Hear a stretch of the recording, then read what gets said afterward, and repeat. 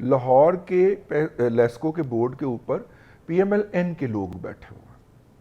PMLN के लोगों ने वोट लेना है जाके, अगले इलेक्शन भी उन्होंने लड़ने हैं। वो तो किसी की बिजली नहीं ना रोकने लगे, बिजली की चोरी। अब होता क्या है, ये हमारे एक दोस्त हैं, वो एक छोटी सी मिल चलाते हैं, छोटी सी स्टील की, और उनका महीने का बिल आता है 24 करोड़ रुपया।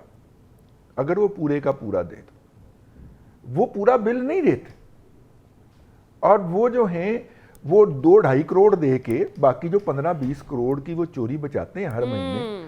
वो 15-20 करोड़ रुपया बतूर राजपूत के अकाउंट में लग के आता है, सलमान आबद के अकाउंट में लग के आता है, आमिर साहब के अकाउंट में लग के आता है, हिना के अकाउंट में लग के आता है।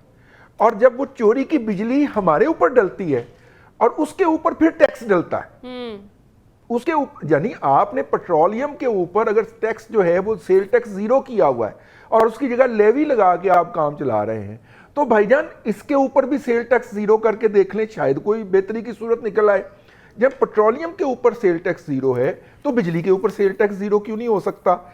यानी एक तो कोई चोरी करता है, वो मेरे खाते में डलती है वो बिजली, फिर उसके ऊपर सरकार टैक्स भी लेती है मेरे से।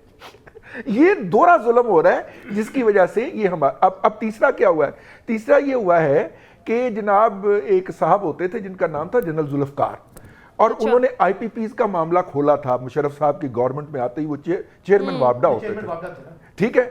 अब जितने प्रोजेक्ट की एज थी 20 ईयर्स, वो उन्होंने चंद सेंट उनसे कम करवाए थे, सेंट का भी सेंट उन्होंने कम करवाया था।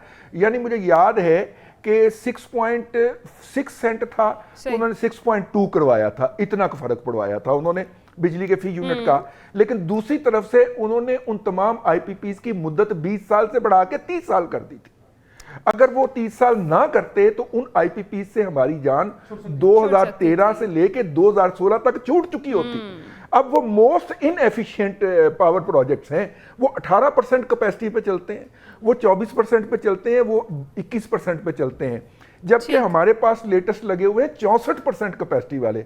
हम उनको कैसे चलाएं? लेकिन उनको कैपेसिटी चार्जेस हमें देने पड़ रहे हैं, क्योंकि जनरल जुल्फकार साहब ने एक बहुत कमाल किस्म की नेगोशिएशन कर दी थी, और उस वक्त हम उनको रिपोर्ट किया करते थे। मुझे बड़ी अच्छी तरह याद है, एज ए कॉमर्स रिपोर्टर हम उनको रिपोर्ट किया करते थे।